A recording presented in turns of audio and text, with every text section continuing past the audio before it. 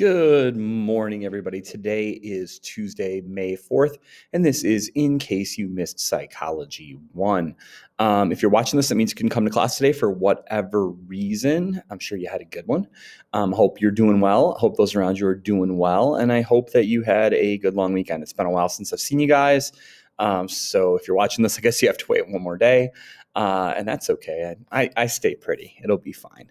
Now, I don't want to spend too much of your time today. I'm going to take you through one slide, but first we're going to do a few reminders. First thing is, if you have any late work, please make sure you're getting that to me soon. I'm obviously working as fast as I can on getting things graded. I'm behind a little bit, I'll be honest, because of going to Montana for the race, but I will get myself caught up really quickly. On that same note, if you did not take the Chapter 2 test last Thursday, you can go back in the post and find the link. If you can't find it, please message me, and I'd be more than happy to send you the link for the Chapter 2 test. We do have kind of a weird schedule for a couple of days coming up here. Tomorrow, Wednesday, May 5th, we are going to be the freshmen and sophomores are going to be taking some Aspire testing at the end of the day. So I think that fourth hour is going to end around 2:10. So juniors and seniors, you guys will be able to leave a little bit early. I think you get 10 or 11 minutes off. You guys are at home. You're just going to, get to log off a little bit quicker than usual. The sophomores and freshmen are going to take that Aspire testing, and we'll be good. Thursday, which is the 6th, first hour, the freshmen, sophomores, and juniors are going to be taking the STAR math test. That's Thursday. And then Friday, second hour, or during our psychology class, everyone's going to be taking the STAR reading test. So Friday, more or less, is going to be like a work day for us because that STAR test varies in how long it can take. So we're going to use that to work on things and get caught up, and we'll call it what it is. Okay. Journal 9, the topic today was what's your biggest current problem you're having right now, and how do you think you'll feel when it is solved? Okay. So again, biggest current problem today is 5-4, and this is journal number 9, and biggest current problem and how you'll feel when things get solved. If you don't have anything like big, you can write about a couple small things going on. Everybody's got problems. They don't have to be like, earthquake size problems. They can be smaller. I'm not sure, what I'm doing this weekend. I don't know. I guess that's a little smaller than I would hope for, but please don't forget you can write personal on top of that. A couple other reminders about the Dream Project. We're under a month on it being due. Don't forget about the 5 outside of class journals, and keep writing down your dreams. Okay. So today what we're going to do is we're going to cover the characteristics of the nervous system. And then there's going to be work time for the new assignment called Lobes of the Brain. As always, I am here to help. More so than you guys even know sometimes, I think. And so if you have any questions, please make sure and reach out and ask. So like I said, today we're going to look at one slide, and that slide is going to be characteristics of the nervous system. I got a little crossed up, and I told some people we were talking about the neuron today. We're talking about the neuron tomorrow, Wednesday. Okay. And so this is going to be a little quicker than that. So when we talk about the nervous system, we're talking about the brain, the spinal cord, and then all the peripheral, where peripheral means like off to the sides, the peripheral nerves throughout the body. And no matter what part of the nervous system that we're talking about, there are these 4 characteristics that seem to hold true about how it functions, about how it's built, and just generally about how it helps us do all of the things that we can do. And those 4 characteristics are complexity, integration, adaptability, and electrochemical transmission. Now I'm going to go a little bit into each one. I'm not going to spend much time on electrochemical transmission because we're going to talk about that a little bit tomorrow when we do the neurons. We're going to talk about that jump from one axon terminal to the dendrites of the next across the synapse. I hope that's not a foreign concept to you guys. Okay, so first of all, when we talk about complexity, what we're really talking about is complexity of structure and the complexity of the system. Okay, so I need you to think about complexity as like the physical part of it, the actual nuts and bolts, the bone. Oh God, I almost said bones. I don't want to confuse you, but the nerves, the neurons, the glial cells, the the way that the spine works and all these different things.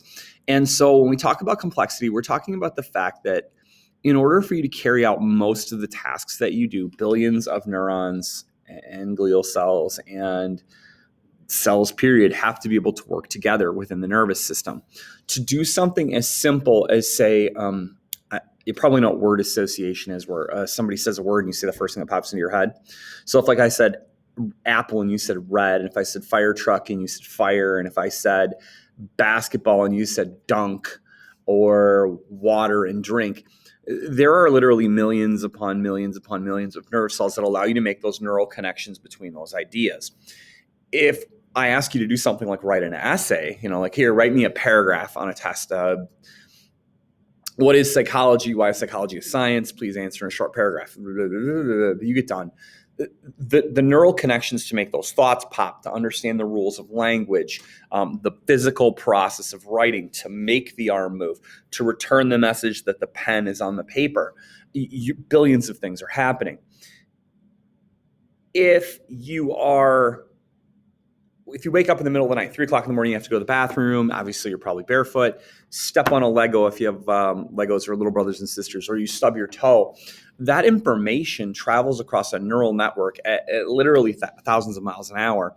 But it's traveling, depending on how tall you are, give or take, it can travel across billions of nerve cells to get from your foot to your spinal column, up your spinal column to your brain, and then get directed to the right place. And so it's the most complex transportation system in the world, bar none. There is no subway system or road system that can match the complexity and the structural difficulty of your nervous system. Now, integration is more okay. If complexity is the structure, integration is the process. It's the movement. It's the work. And what that does is the integration of your nervous system allows you to pull information together. Okay, it's the phone book, because each neuron works with about 10,000 other neurons. So I said apple and then I said red. Well, I easily could have said yellow or green. I could have said Granny Smith. I could have said Macintosh. I could have said Pink Lady. I could have said apple pie. I could have said pie a la mode. I could have said rotten apple. I could have said worm. I could have said the very hungry caterpillar, because all of those ideas are integrated together in my brain. Now, I'm going to be stupid here. I probably wouldn't say chocolate or sewage, all right, when I think of apples, because those things don't necessarily have an integration pattern. To go back to, I step on a Lego or I stub my toe in the middle of the night, there are pain pathways, neural pathways that take that up your spinal cord to make sure it gets to the right place. It gets to a part of your brain, we'll talk about these later, called the thalamus. And the thalamus has to go, okay, where is this message going? And it's what integrates together the different parts of the brain. So if complexity is structure, integration is how does that structure intertwine to make us work the way that we should, okay? Adaptability, it's change. The root word is adapt. Adapt means change. And sometimes we have to change. And so what I mean there is sometimes we change our behavior, okay? At one point in my life, I was short. I'm still not that tall. But when I was in 4th grade, it was the first time I played organized basketball. And I wasn't very tall, but I still had to figure out how to get the basketball up to the hoop. Okay, I had to figure out how to make a layup or how to shoot a free throw from 10 feet away, because I used to move the line in when we were little. And over the years, I grew, and not only did my approach to playing basketball change, but my nervous system adapted to how hard do I need to shoot the basketball to make it. I bet shooting a layup when I was in 4th grade is probably the equivalent of trying to shoot like a half court shot now. And so my brain adapted my behavior, adapted my neural muscle network. It adapted the way that I think about things. Because when I was a little kid, I don't think I would have taken a shot outside of 5 feet. And now I rarely, if ever, shoot inside 5 feet. Okay, I usually shoot outside of 20 feet. Now is kind of my ball game. And so adaptability is your main agent of change. But sometimes the brain has to show something called plasticity or capacity for change. Plasticity means to change and the way the thing works. because by the time you're 5, about 90% of your brain is grown. I mean, 90% of your brain size is there. But that doesn't mean you're not going to sustain injury or damage. And I'm not meaning like major brain damage. I mean, although you can. But also you're making new neural connections. I don't think I knew what a Granny Smith or a Pink Lady Apple were when I was 5.